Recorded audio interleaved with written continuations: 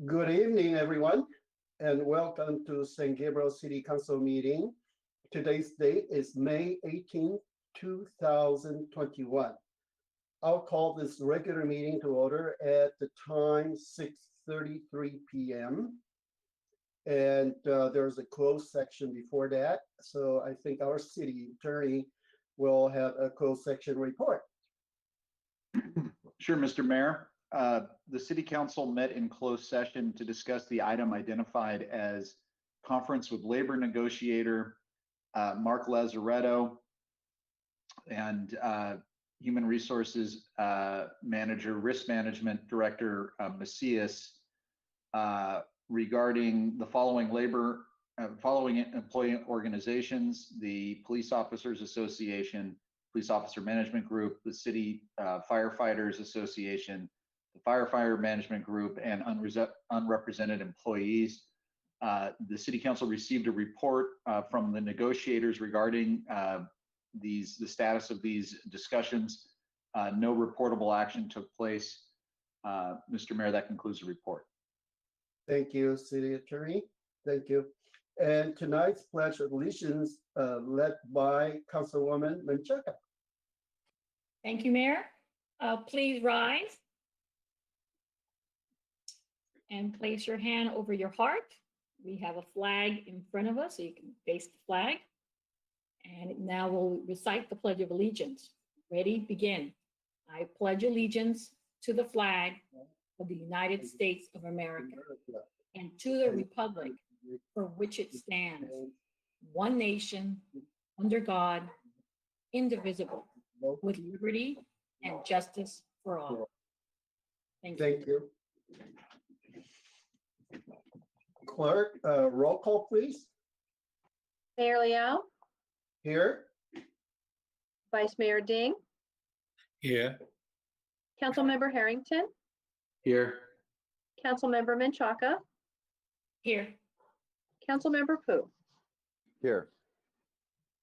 We will start with some announcements from our Chief City Clerk. Thank you, Mayor. Tonight's meeting is live streamed on Cable Channel 3 and our online platforms.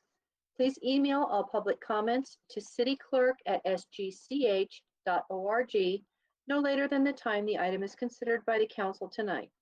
Comments will be read for up to 3 minutes each. Comments received after the end of the public comment section will be forwarded to the City Council after the meeting.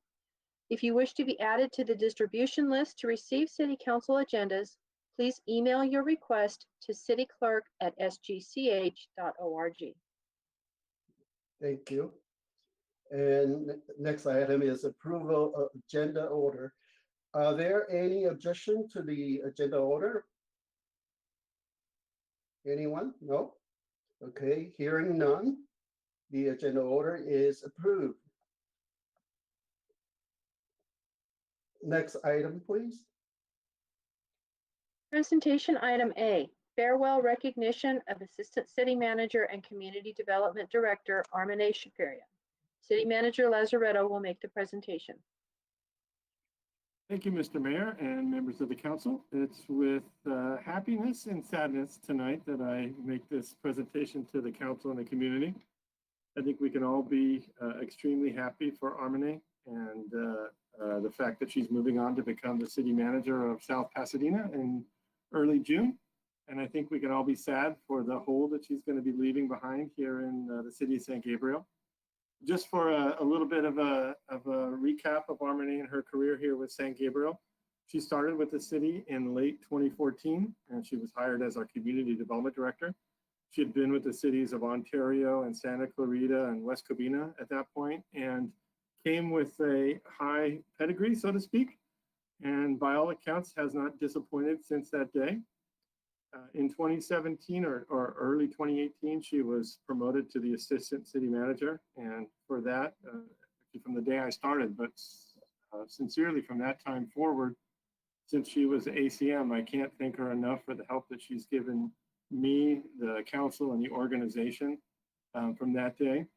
I'll tell you with sincerity that the best compliment I can pay Armine is that she is leaving behind a team, an organization in her department that although we're going to miss her quite a bit, I think her testament is to the team that she's created. And we can all agree that the economic development, in addition to all the other city departments, but specifically economic development through COVID, has really shined and proven their worth to the city. And so for that, I think we are all grateful. I have warned Armine that we're all going to be leaning on her next door in South Pasadena, and that she didn't go far enough away to outreach our ability to call her for questions and history and help for things. And I promise that all of us will do the same for her, that if there are any things that we can help her with whatever our organization, with whatever knowledge or expertise or advice that all of us can give, we're happy to do that. And so with that, I would love to hand it over, Mayor, back to you. If you have any words for Armine. We have presented her with a certificate of thanks and appreciation from the full council. Wow. And hand that over to you, Mayor, for comments by you and then the rest of the council. Sure. Well, I can say a few words. Just the last week we had a tour. I had a city tour, and we visited 15 sites for future. Well, some of them are already under construction, and yeah, they're very impressive. From a few $1 million to, I don't know, 100 millions projects. So yeah, I want to thank Armine for this past almost 7 years that working in the city of San Gabriel, and especially for our economic developments, brought in so many development projects and also businesses, and make San Gabriel as a vibrant and business-friendly city. So we're gonna miss you. And yeah, like Mark said, you're not too far away.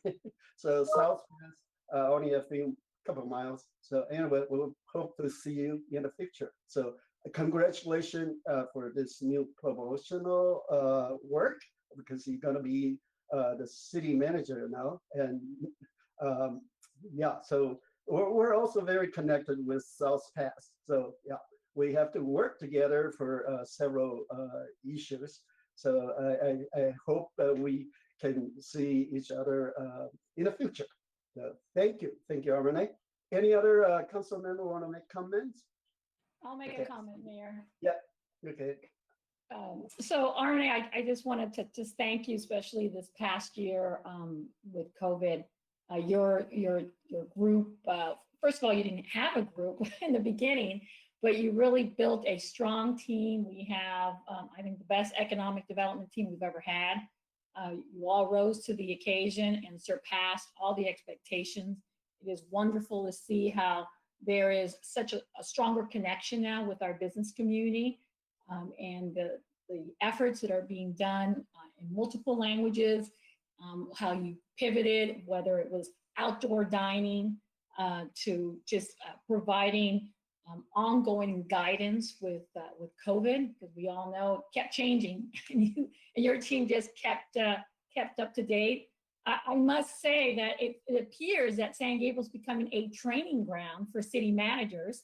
I think you're number 3 now. We have Rosemead, came from San Gabriel. San Marino, city manager, came from San Gabriel, and now South Pass. So that's, I think, also a testament about the city and the work that has been done here, and that others want a part of it. And so with that, I just wanted to say I will definitely miss you. You're not that far away. So I hope to connect again, whether it's at a conference or maybe just by coincidence. I'll see you, down the street, still eating our food, because I know you're a foodie and you really appreciate the diversity in our community and all the food. So I'm sure I'll be seeing you. So thank you. I wish you the best. You and your family are just wonderful.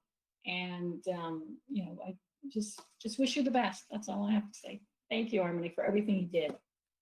Thank you, Councilwoman Menchaca. And anyone else? I saw Councilman Pooh raise hand. Yeah, thank you, Mayor. And I likewise want to thank Armine and congratulate her. You've been with us long enough now for us to have been through thick and thin. And, I echo Councilwoman Menchaca's comments about the phenomenal job that you and your team have done, especially during the pandemic, the 10-point plan, helping our businesses, get connected to the resources that they need to survive, having a great economic development team in place and planning department and building department. I know we will be able to carry on in good stead because of that team. And, the last thing I will just say is don't even think about trying to take our Eddie Award over to the city of South Pasadena. We've been in the running for too many years for you just to come in and swipe it and take it off to some other neighboring city. But we will see each other, I'm sure. And again, thanks for all your hard work. There's been so much progress made in the last several years that it's hard to even, enumerate all the things. But when you see just the projects that are going on right now, and hopefully as we're moving into a post-COVID new normal, we'll be able to continue to help our small businesses and make sure our local economy stays vibrant. Again, thank you and congratulations. Thank you, Councilman Pu. Anyone else? I see Say something, none. Mayor. I will say something, Mayor. Oh, okay. Yeah, Councilman Harrington, go ahead. Thank you, Mayor. Armine, I just wanted to first congratulate you on your, I'll call it a promotion, but I'm sure it's going to come with a lot of headache too. But that's what you want, so you're going to get what you want. But I do appreciate, I've been here for your entire career. I do appreciate the state of the department when you took over and what you're leaving the city with, which is a high quality department with, I would say, leadership in place. It's got you guys have really done a lot for the city as far as engaging the community, promoting the city. It's just been night and day from when I first came on council to where we are now, as far as like Councilmember Menchaca said, we're recognized in the region. And a lot of that is innovation. A lot of it is, hard work. And I've just seen a lot. I've seen your career develop, and I was just, when we hired Mark, I said, it's not too long till Armine is going to be, promoting herself somewhere. And it happened. It was inevitable. And I think that speaks a lot to the culture that Mark has brought here, as well as what you've instilled in your department. And I think it really is a good example of how cities should run. That people always get promotional opportunities. They always have the ability to train everyone that they work with, and I think it shows that you've really instilled that in everyone in your department. So thank you. Really appreciate it, and good luck going forward. Thank you. And I see Vice Mayor Dean. Yeah. Hi, Armine. Congratulations. I echo the Mark say, yeah, it's a good news for you, and a little bit sad news for us. For me, especially, I really appreciate. Thank you. Even like last year, I just got the new council member, and COVID-19. So you really helped me to sometimes also you are one of my mentors to know our city, what's going on, and what kind of development with our city. So I'm proud of you to did a good direction for our city, and I like even COVID-19. You and Dominica and Claudia bring out the 10-point plan, and assisting the local business and low income resident and senior meal. These three things are really good for our community. So yeah, so they appreciate at least they little. I don't know how so the big change, but still for them it's think about it. Yeah, our city is moving forward. It's a business friendly, and care our resident, care our senior person too. So yeah, it's really also also more efficiency. You have the canvas to even me and the mayor, we also work together to different area to let our the business apply with special fund for my marketing point. So I think we have like that time around you say like around 1,500 the business maybe they're active, but they come back it's a 500 business apply. That's for the marketing point. It's really successful to promote our city business. So I appreciate to you. Okay, and you give me a lot of the input how to know our city what's going on, and especially I really for me it's a good impress for our city. The staff work. We looks like a team to work together, help the community. And wish you best. And I have for my personal I have some friend in the living the South Pasadena too. Okay, all right. So they say, hey, I talk to them. They say, hey, maybe I sometimes if any question, okay, I say no problem. I know your new city manager, Armine. Okay, maybe you can like help to communicate with them. Okay, yeah, okay. Congratulations. Thank you. The service our city too. Yeah. Thank you, Vice Mayor Dean. Well, now I want to invite our Assistant City Manager, Chaparyan, to say a few words. Thank you, Mayor.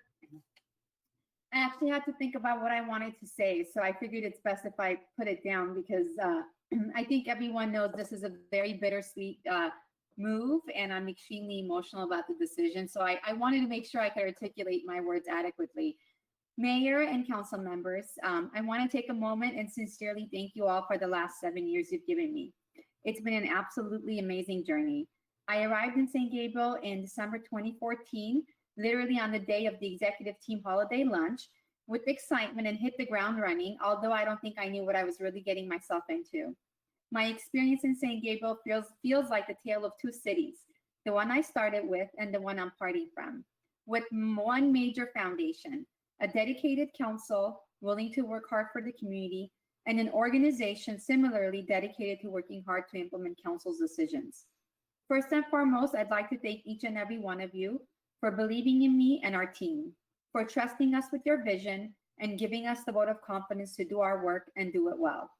Mayor, Vice Mayor, Councilmember Menchaca, Councilmember Pooh, and Councilmember Harrington, you have been a phenomenal group to work with.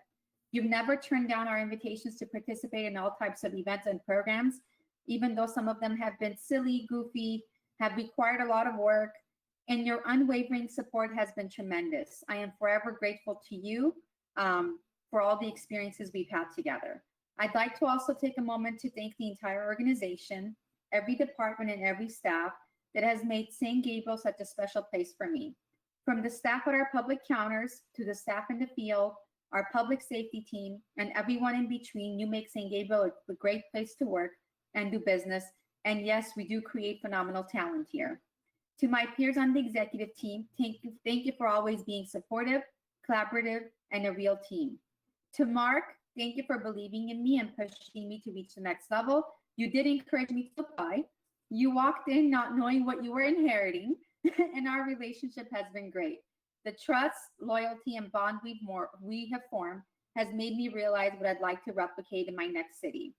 And to the community development team, thank you for everything, for welcoming me with open arms and being open to all my ideas, even though at times some of those ideas were so far-fetched. You all work so hard, and everything we've done is a reflection of our hard work together. And lastly, I'd like to take a moment and thank the community for welcoming in the city and helping me understand all the unique elements that make San Gabriel a perfect place to live and raise a family. As you all know, my family actually grew while I started in San Gabriel. Rafi, who's now 5, is a product of San Gabriel, and I will always have that connection with the city. Again, this has been one of the hardest decisions of my professional career, and I'd like to believe that have made an impact in the city, in the great city of St. Gabriel. Thank you to all of you. Thank you, thank you. Well, we're going to miss you, Armine, and again, we're grateful for your services. Thank you. And next item is proclamation for Asian American and Pacific Islander Heritage Month. So May is the Heritage Month for Asian communities. So I have a proclamation in front of me, and it reads, Asian American and Pacific Islander Heritage Month. Whereas the origin of Asian American and Pacific Islander Heritage Month in the United States dates back to 1978, when a joint congressional resolution established Asian Pacific American Heritage Week in early May. In 1990, the first Asian Pacific American Heritage Month was designated by presidential proclamation. And in 1992, Congress permanently designated May of each year as a month-long celebration that is now known as Asian American and Pacific Islander Heritage Month.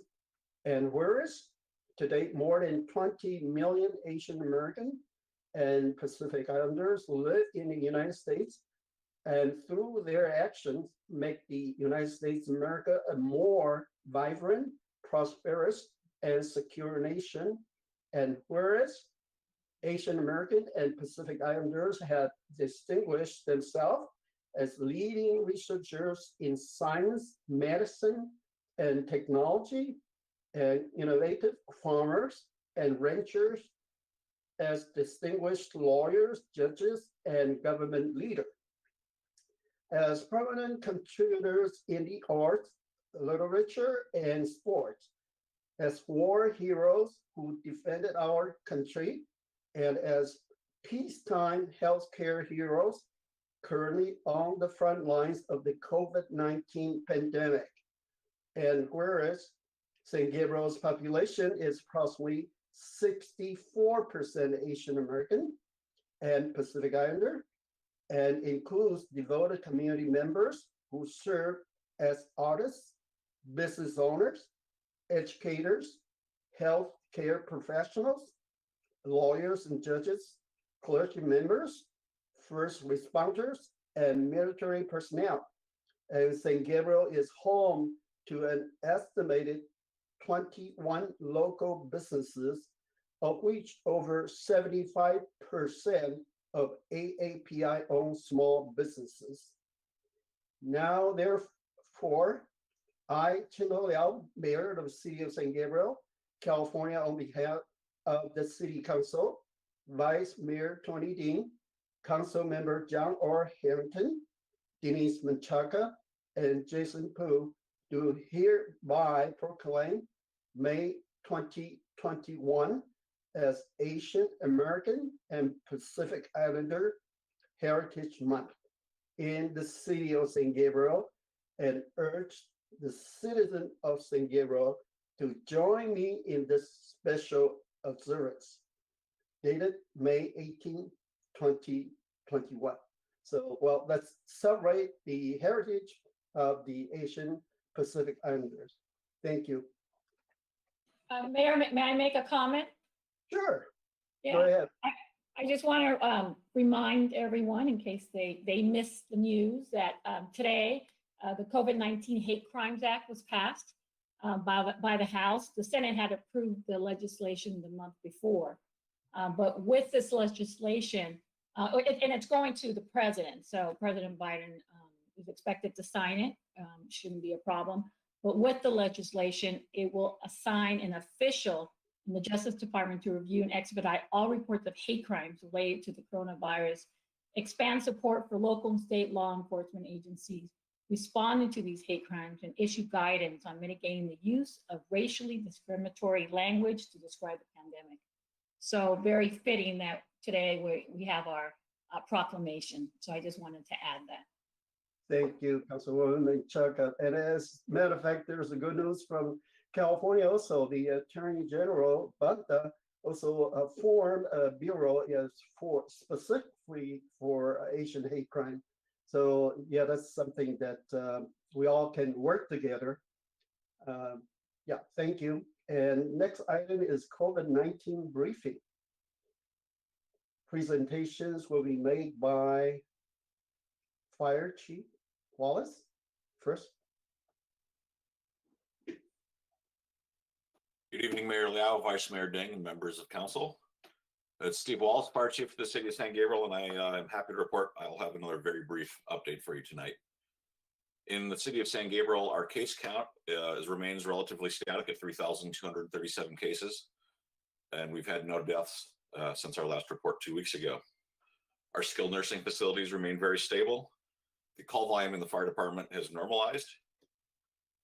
Fire department staff is all healthy, and we have excellent PPE stocks.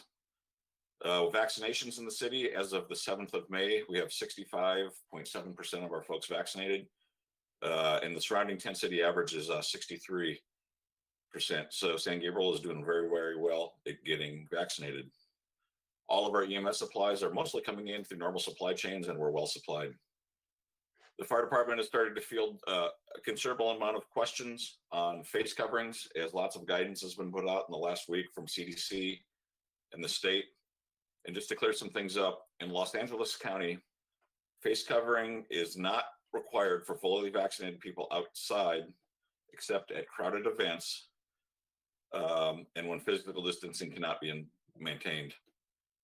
Indoors, face covering is still required, regardless of vaccination status, in settings such as public transportation, businesses, and schools. And just as the last thing, Los Angeles County is in line with the state right now in lifting restrictions on June 15th. And that is my end of report for the night. Thank you, Chief Wallace. And next report is coming from Police Chief Harris. Thank you, Mr. Mayor, Mr. Vice Mayor, members of the council. My name is Gene Harris, and I'll be providing a COVID briefing for the police department. It is very brief, and its brevity is a sign of good news. We are still working at 100% of our capacity, providing 100% service delivery. We're not having any hiccups or issues with personnel on our staff. We are also still passing the word in our contacts that we are to observe whatever the changing rules may be, and we're trying to make sure that we put that word out, guiding people to the proper websites, etc.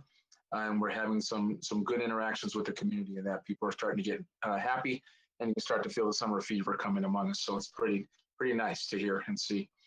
Our PPE stores are still very robust, and we've had again no issues with either of our staff members or their families to speak of, and that's truly a blessing. So very short report from us, and that is it, and I will take any questions. Okay, thank you, Chief Harris. So are there any questions for both chiefs?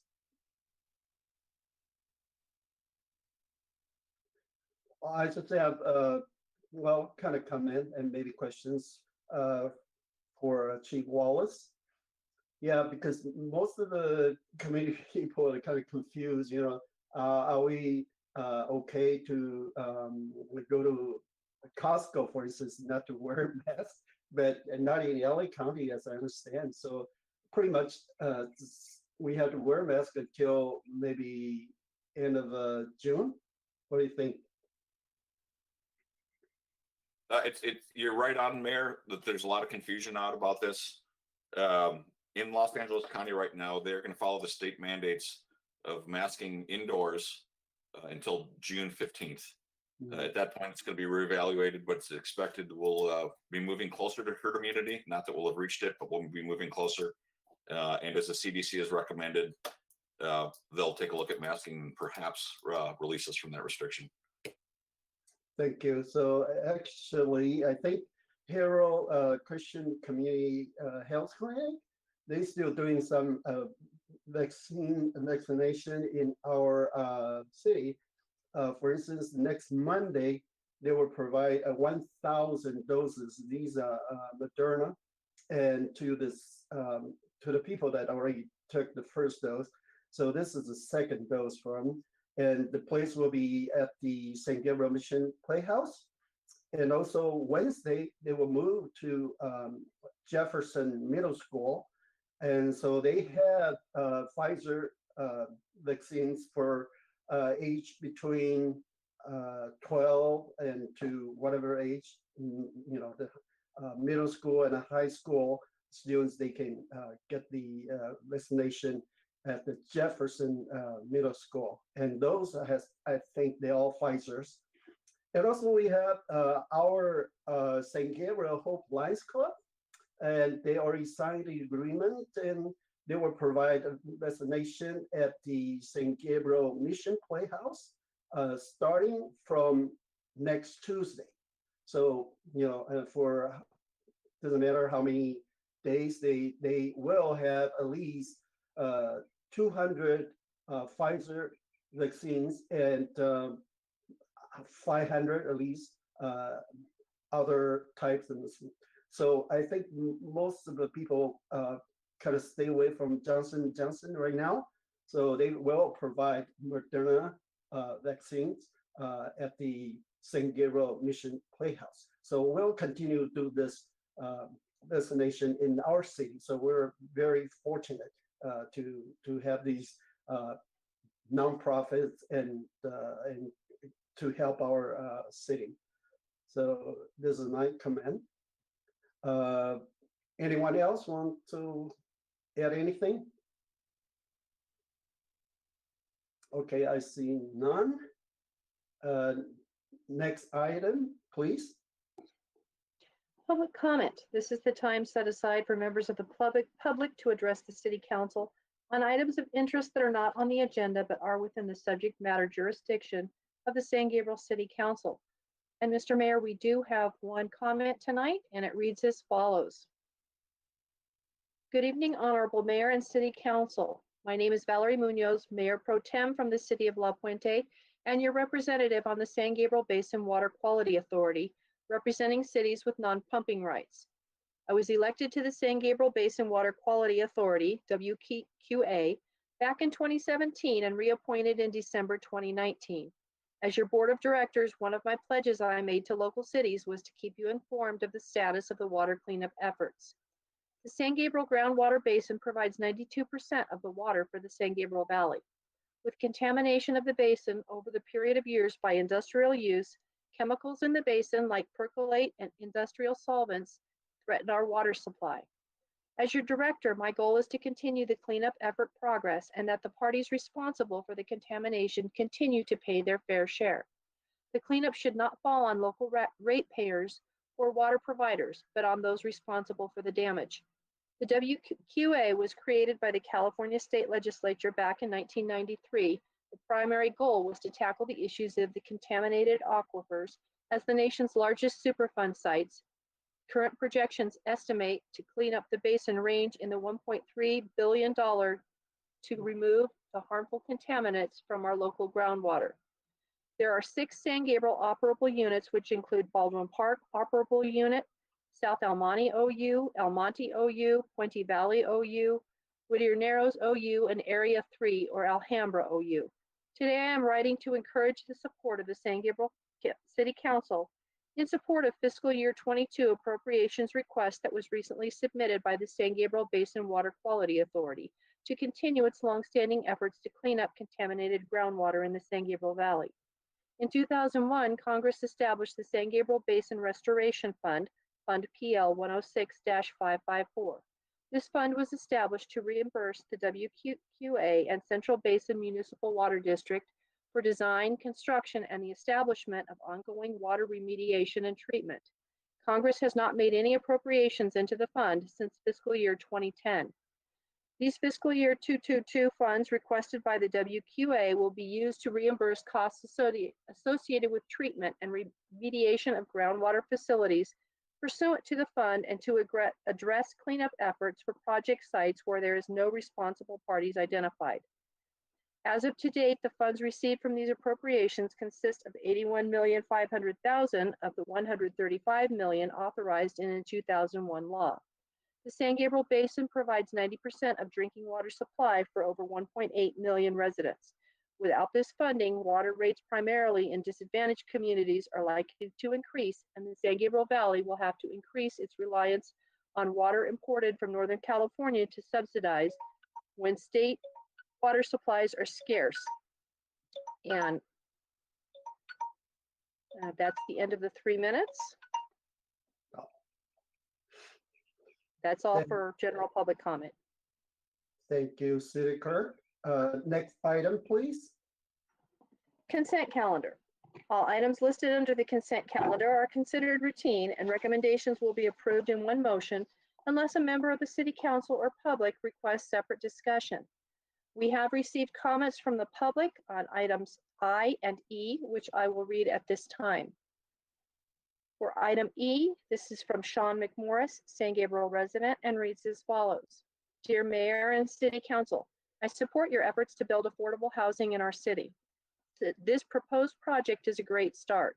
Please allocate the appropriate funds to see this much needed housing development to fruition. Now, more than ever, we need affordable housing. Please ensure that San Gabriel does its part to help our most vulnerable live decent and dignified lives. Thank you.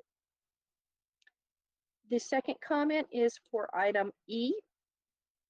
It is from Dr. Chastity Jennings Nunez and reads as follows. To the City Council members, the City of San Gabriel has been awarded $63,038 from the Homeland Security Program. While these funds have to be used toward projects from the Department of Homeland Security approved equipment list or to provide training, cities have been given broad latitude within the areas of public safety. $51,788 of the grant is being allocated to the SGPD and the remainder to the Fire Department. On June 16, 2020, the 2020-21 city budget was approved that fully funded the SGPD. The budget for the police department actually saw an increase of nearly $700,000 in funding, a 5% increase over 2019-20. This unexpected additional revenue from the Homeland Security Program is over and above the already approved budget. The argument from the City Council concerning increasing access to social services for our residents has always ended with a lack of revenue. This is the perfect opportunity to utilize an unexpected source of revenue to benefit the residents in a tangible way. If the police department is now gaining an additional $51,000 in unexpected funding, then $51,000 in their current budget should be returned to the general fund and utilized for other social services programs. It has been broadly agreed upon by many members of the City Council, City Management, and the police department itself that mental health services are underfunded, highly needed, and effective. The returned money to the general fund could certainly fund a licensed clinical social worker for a year. The LCSW could be hired by the city to expand the MET program in San Gabriel, as well as to provide coordination and support for current social services programs related to seniors and the homeless, and to create other programs to service the needs of our residents. The benefits of this position would certainly be realized and a budget created to maintain it. If progress is to be made in our city, it is necessary for our city leaders and planners to begin to envision a different future and to take concrete steps to make it happen. And that concludes the comments for this section, Mayor. Thank you. And would any council member like to pull in an item for a separate discussion?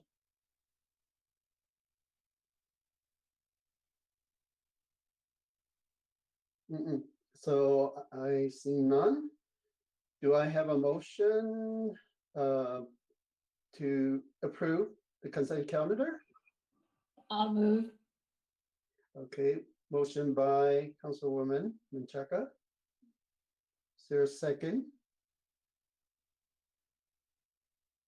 Okay, second, Councilmember Pu. Okay, great. Assistant City Clerk, please take the vote. Councilmember Harrington, Aye. Councilmember Menchaca, Aye. Councilmember Pu, Aye. Vice Mayor Ding, Aye. Mayor Liao. Aye. Motion passes by a vote of 5-0. Thank you.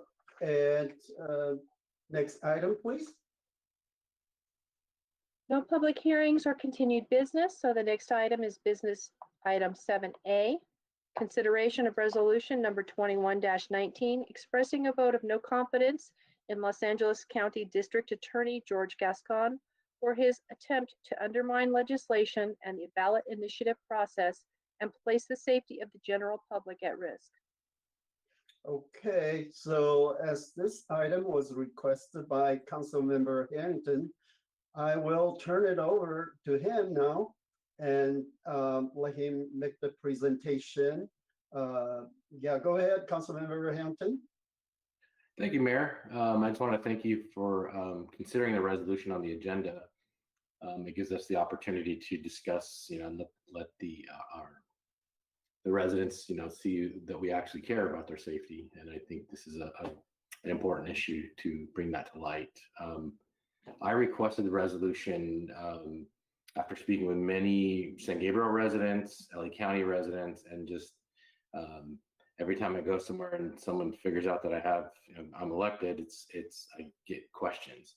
And a lot of people are very concerned about spikes in crime lately, and just a perception that there's nothing being done about it. I get that question over and over. But I want to be very clear that this resolution is regarding District Attorney Gascon's special directives. It's not about him personally. It's not about a recall. Has nothing to do with that. That's a whole separate issue from this. So I want to make sure that's clear. I'm not advocating a recall here. What we are requesting is that the district attorney cancels the special directives issued in December and allow the line prosecutors to do their job and return the discretion that they have under the law back into their hands. I want to make it very clear, this is not a partisan issue. This is not a political issue. It's a safety issue. It's a statement on the special directives. The problem with increasing crime is not a simple subject to tackle. I don't think there's a single factor or a group of factors that leads to a rise in crime rates, but there are obvious contributors that don't go unnoticed and can't go unnoticed.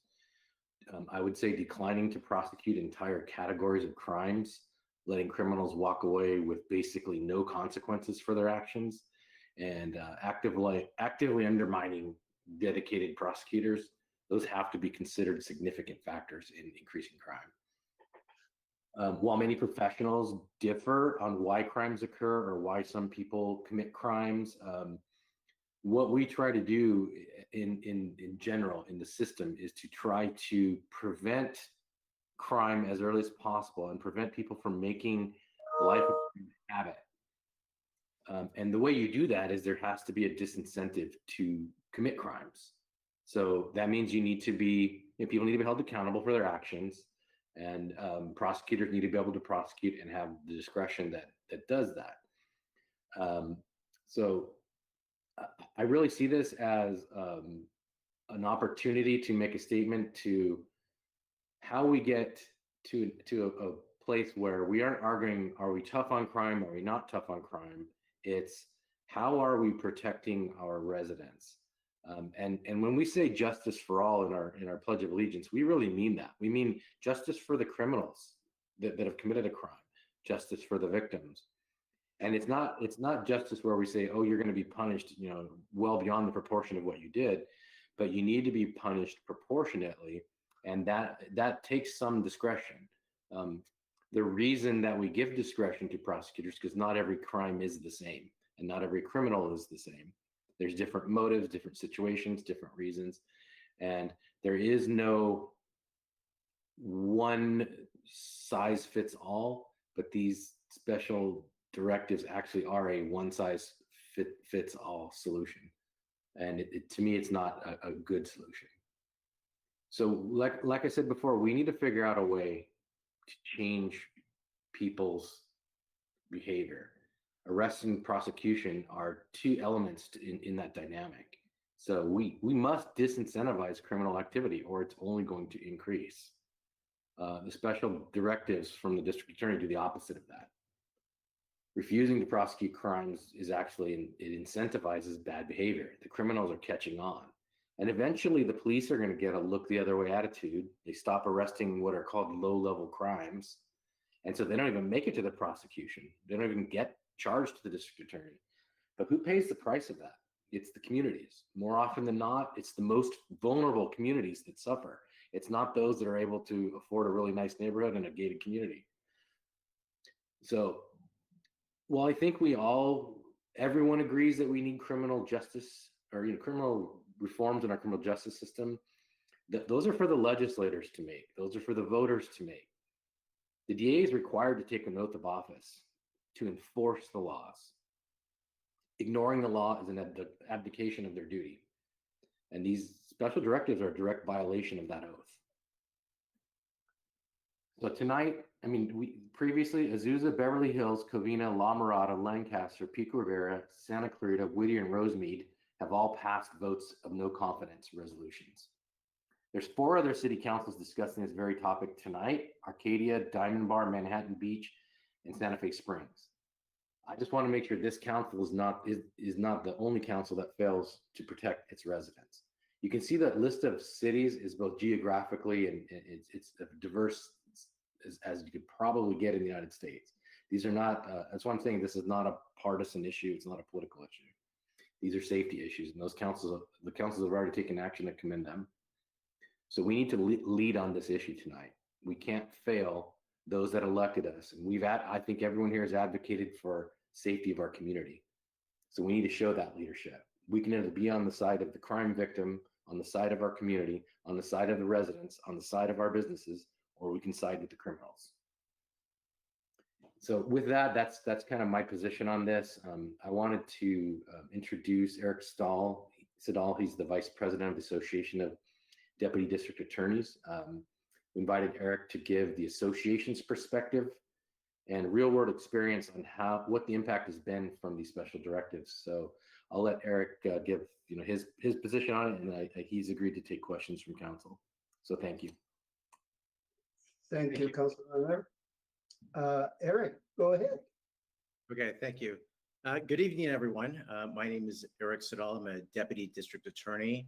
I'm also the Vice President of the Association of Deputy District Attorneys. We represent about 850 line prosecutors who work for you, the community of Los Angeles County. Also, I just want to talk about who I'm speaking for and who I'm not speaking for. I'm only speaking for our association. We have no affiliation with the recall. In fact, we have not taken any position whatsoever on the recall. I'll tell you personally, I don't like recalls. I think they're not very good for democracy. And my purpose here today is really to kind of give you guys some information, and hopefully with the amount of cities within Los Angeles County that are doing these no confidence votes, perhaps the cities can start to have an impact and change the policies of the district attorney's office. I, like many of my colleagues, became a prosecutor because we wanted to do the right thing. That is one of the great things about being a prosecutor, is that you always get to do the right thing, no matter what the consequences are. We swear an oath to do that. In terms of my history in the office, I have served many types of communities, from Beverly Hills to Compton. I spent most of my career dealing with gang violence in Compton and also dealing with sex crimes and domestic violence. One of the things I've always been very proud of about the District Attorney's Office of Los Angeles County is that we have always been in the forefront of reform, of changing things within the system to make it a more just system. We were the office that led reforms to 3 strikes. And in fact, ever since 2000, California has taken a very different view in terms of the war on drugs. We have stopped penalizing, ever since 2000, we stopped penalizing people for simple possession, and we gave them a path to recovery. Unfortunately, I think what now needs to happen is we need to start reforming the reform, because the reform has gone too extreme. And right now, what we are seeing is some of the highest crime rates this century. Over the past 30 years, Los Angeles and many other cities and counties have experienced a dramatic decrease in crime. And that really has allowed people, especially people of color, to be able to thrive in their communities without the fear of gang violence. These special directives, though, took things to an extreme. Not prosecuting, making a policy of not prosecuting certain types of crimes removes discretion from the community to be able to deal with certain problem actors. And those problem actors cause problems for your residents and your businesses. There's also the issue of the allegations. Many people think that or what has been said about the allegations, that these are draconian systems of piling up charges. But really what the allegations have done historically within the state have dealt with is to deal with certain types of crimes. For example, let's take the gun allegation. The gun allegation was added by the legislature to penalize people for the violent use of a firearm. For example, if you use a firearm in a robbery, there's an enhancement to that. If you use a firearm during an attempted murder or a rape, those are the allegations that the special directives took aim at. They eliminated our ability to deal effectively with gun violence. And also in terms of the strike policy, they completely removed all discretion in terms of filing strikes.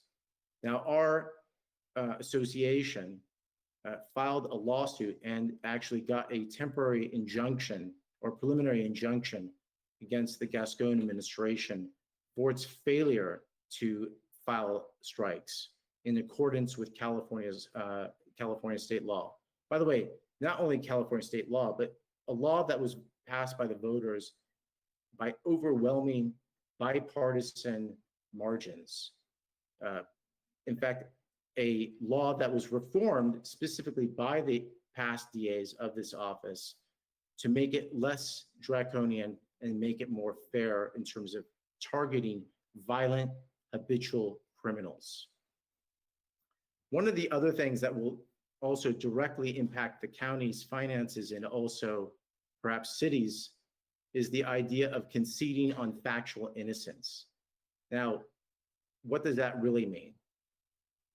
Generally, there are hearings that a judge must make a determination as to factual innocence. So if a person goes on an appeal and they win their appeal, there's now an opportunity for that person to determine whether they were factually innocent or not.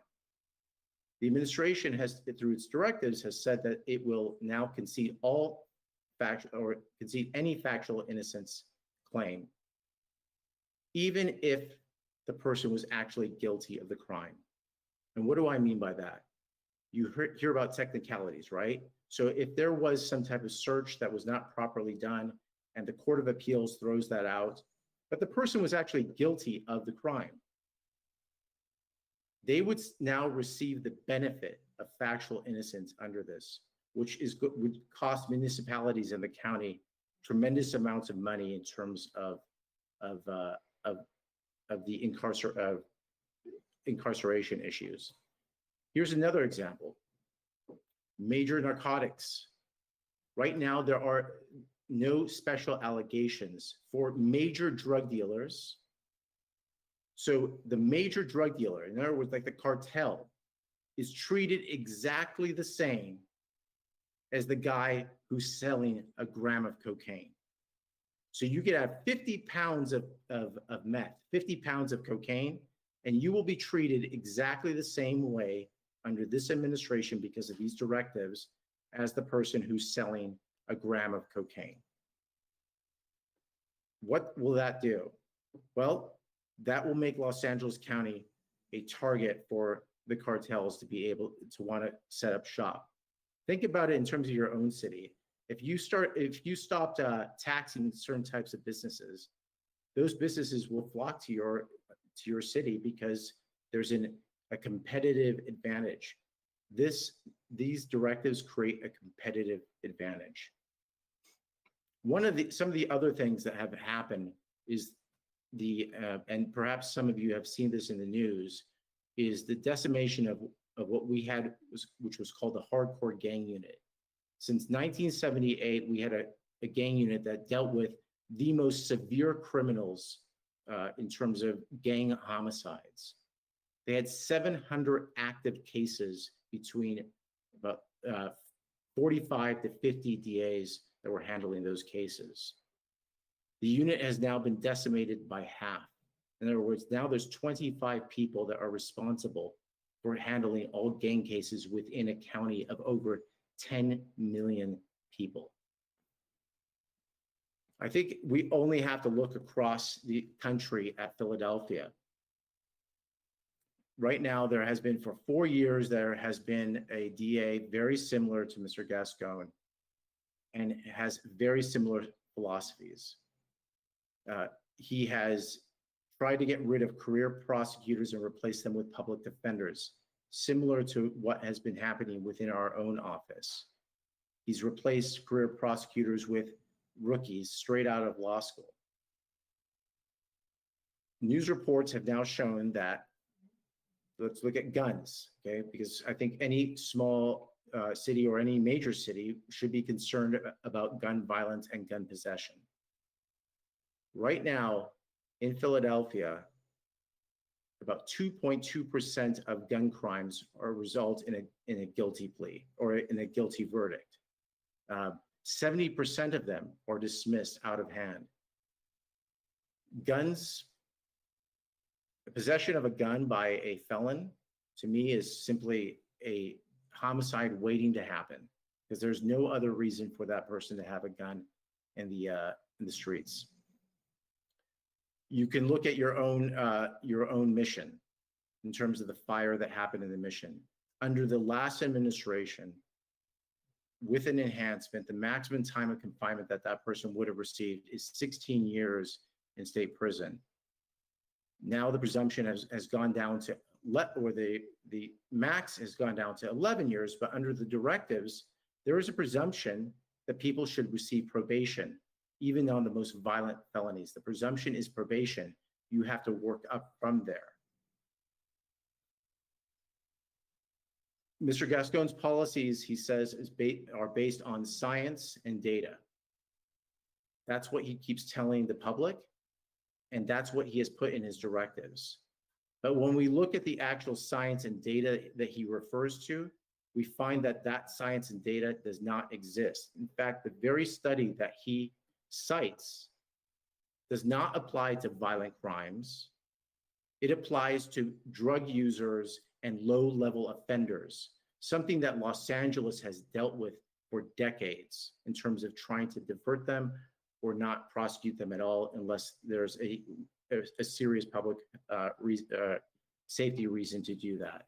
So there is no science and data. This is a purely ideological position that is taken, and a position that we're hoping that when cities speak up, cities like yours, there will be, the administration will listen, and they will do exactly what they did with the hate crimes allegation, and they will rescind those directives. Because if you remember, at the very beginning of when Mr. Gascon implemented his directives, hate crimes were also a prohibited allegation. And it was only because of public pressure that your city can exert on the administration, that he rescinded his special directives as they apply to hate crimes. So I don't know if you have any specific questions, but I think that kind of sums up a lot of the issues that we have with these directives. Thank you so much for your report. And now, does any council member have factual question to clarify the report? I don't see anyone, but I see Councilman Pope. Yes, thank you, Mayor. So I guess, we will, this bleeds over into council discussion later. So I wanted to, clarify because the staff report doesn't have any of the information with respect to crime in San Gabriel over the last, 5 months or so that Gascon has been in office. Would we have an opportunity to hear that information? I guess maybe Chief Harris, can you answer that question? I can. Thank you, Mr. Mayor and Councilmember Poop. We actually do have that information, and I will provide that to you. And I'm capable of answering questions regarding that this evening if you prefer.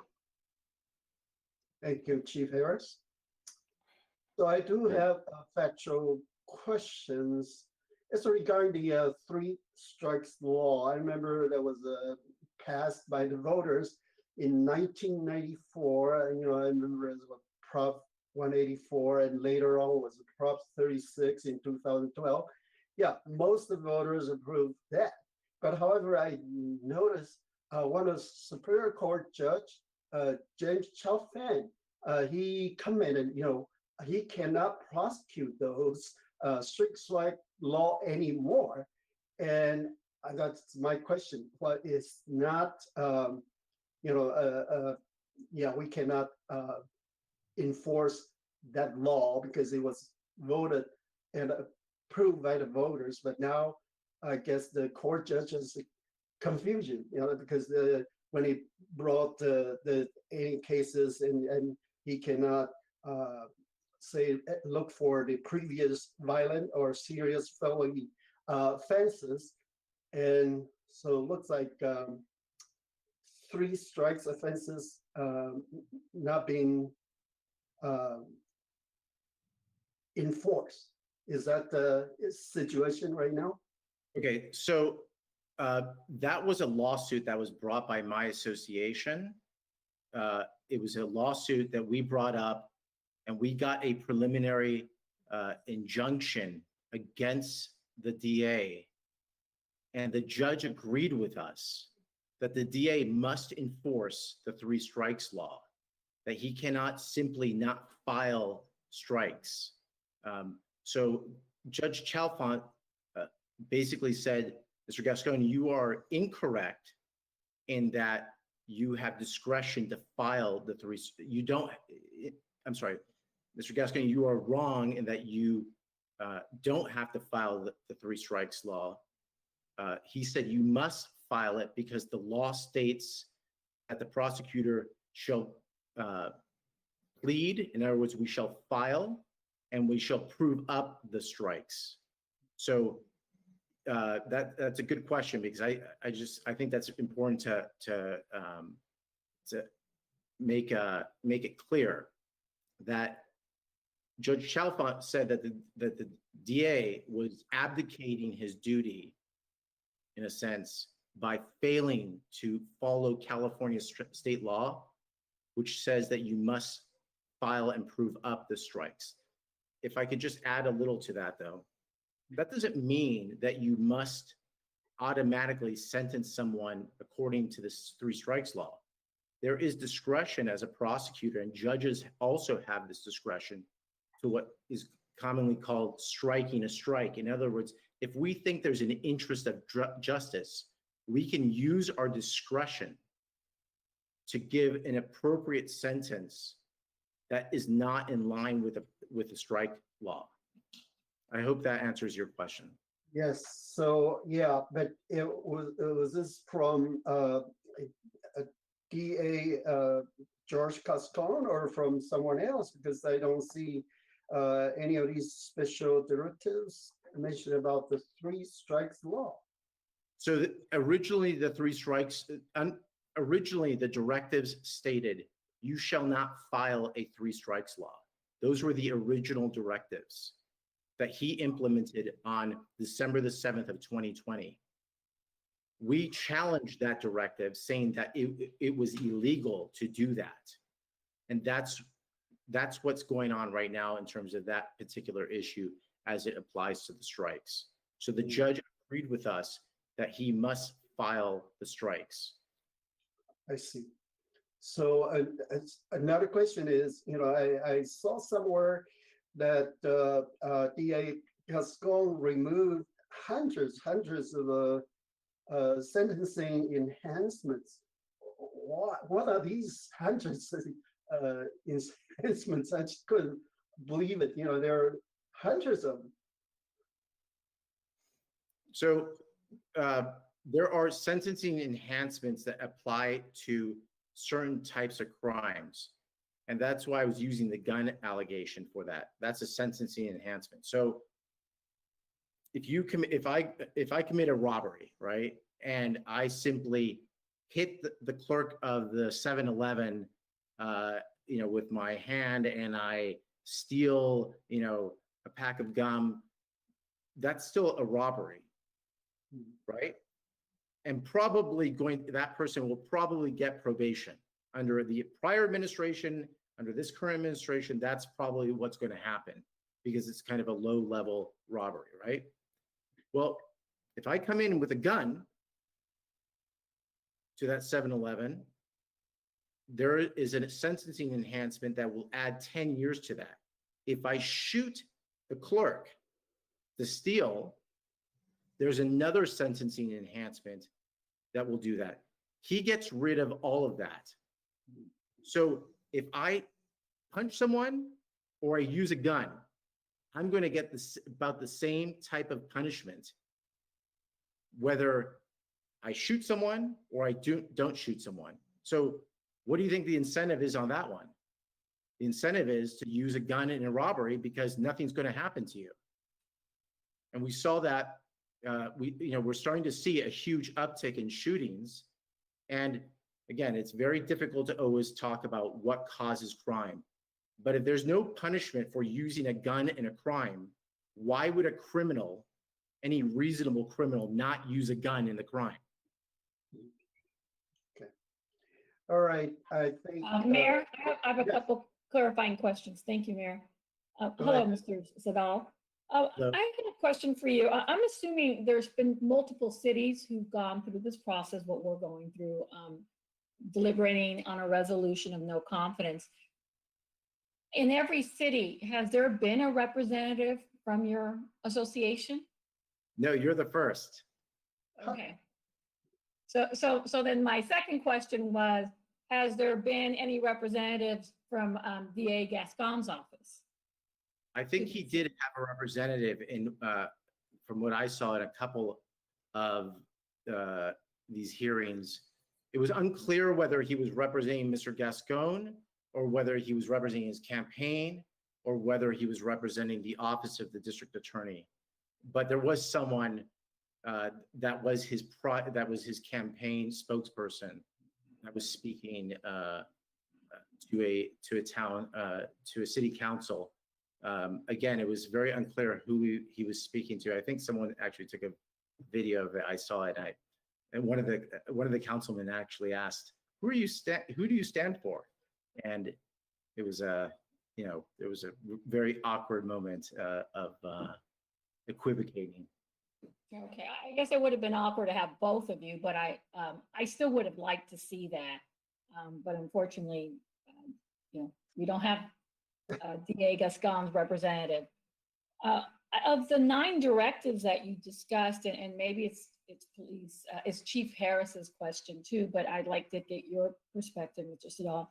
Of the 9 directives issued, which one would have the greatest impact in a city like ours? Smaller city, outside of LA? Is there a pattern that you see with our smaller cities? I think there's 2 things that are going to really affect smaller cities. First of all, is this blanket policy of not prosecuting quality of life crimes. Now, in general, I think the district attorney's office historically has not wanted to be very draconian or rigorous in enforcing a lot of quality of life crimes, because a lot of people just make mistakes and it's just not fair, and there's some prosecutorial discretions in terms of dealing with that. But there are certain people who are habitual offenders who are real problems to the community. So I would say that is one of the things that is problematic. But I'll tell you, I think one of the things that is extremely dangerous for us as a community, all of our communities, whether we live in downtown Los Angeles or in San Gabriel, is the issue of guns. Because not having a penalty on guns, not increasing a sentence because of a use of a gun is going to only encourage gun use. And, you know, they're extremely dangerous to human life. I think anyone would agree. I'm not arguing against the abolition of guns. I'm not talking about the Second Amendment, but I am talking about violent crime that is where a gun is used is extremely problematic. And for the life of me, I cannot understand why you would think that you're going to treat them the same. Mayor, may I interject for a second? I've been notified by some community members that they've been kicked out of the live streaming YouTube and cannot get back in, and they're frustrated that they're not able to then view the council meeting and the deliberations that are going on. Yeah, I'm getting the same comments too. Thank you, Councilman Pu and Mayor and everybody else. Yes, if we can recess the meeting for about 10 minutes. We are trying to reboot our equipment. Just found out about it as well. So we will reboot our equipment and see if that helps. Mayor, can I ask for a recess until 7:55? Sure. So we'll take 10 minutes recess and come back at 7:55. Thank you, Eric. Thank you.